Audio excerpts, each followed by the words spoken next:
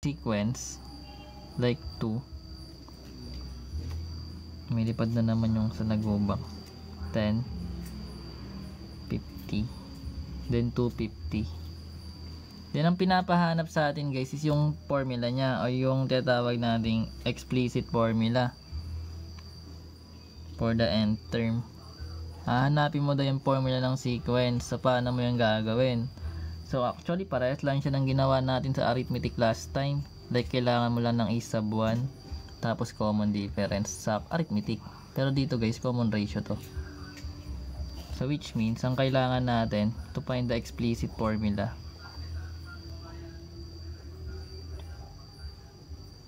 for n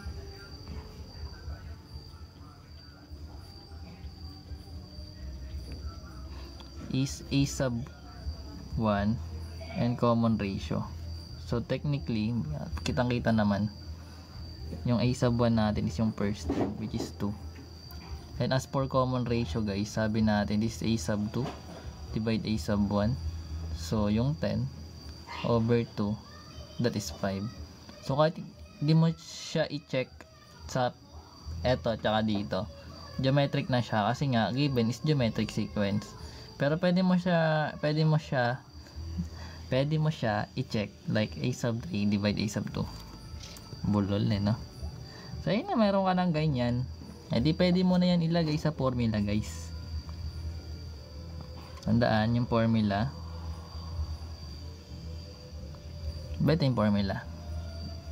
So lalagay mo lang siyang ganyan, then ipa-plug mo lang yung a sub 1 which is 2 times yung ratio natin which is 5, then n minus 1. So ito na yung magiging formula. Same lang siya sa arithmetic, ganon din yung kailangan mo, pero common difference.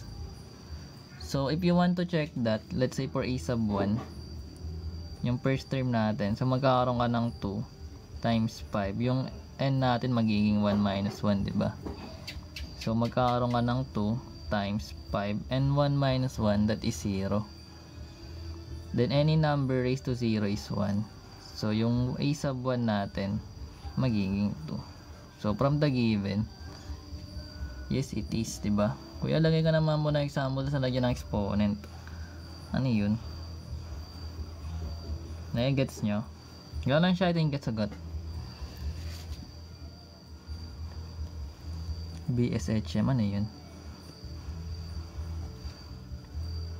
Then number 2, let's say we have negative 1, 3, negative 9, tsaka 27. So ganun pa rin yung gagawin guys.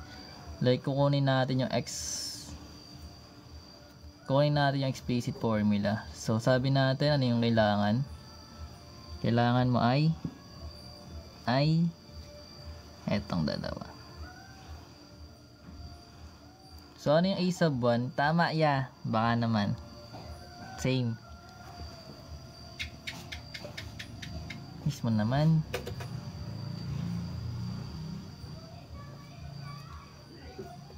Ala, sorry po. So yung R natin is what? Ano yung R? Dali. Tingnan, matagal tayo. Ang tagal niyo sumagot.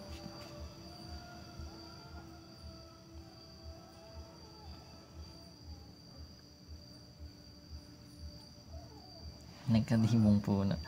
Grabe naman puno na yan, negatibo. Magiging negative 3. Gets na natin yan guys ha, kasi magkakaroon tayo ng is 3 over negative 1. So magiging negative 3. May PM ka?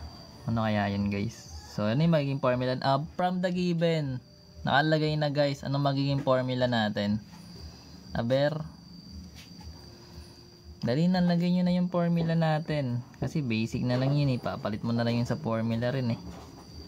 Diba? So, magkakaroon tayo ng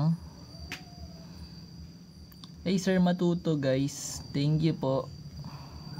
So, magkakaroon tayo ng negative 1 para sa a sub 1. Then, yung r natin is also negative 3. Then, n minus 1. Pwede ba ito i-multiply? Hindi. Kasi diba exponent lagi na una? Kaya yung maging formula guys ha.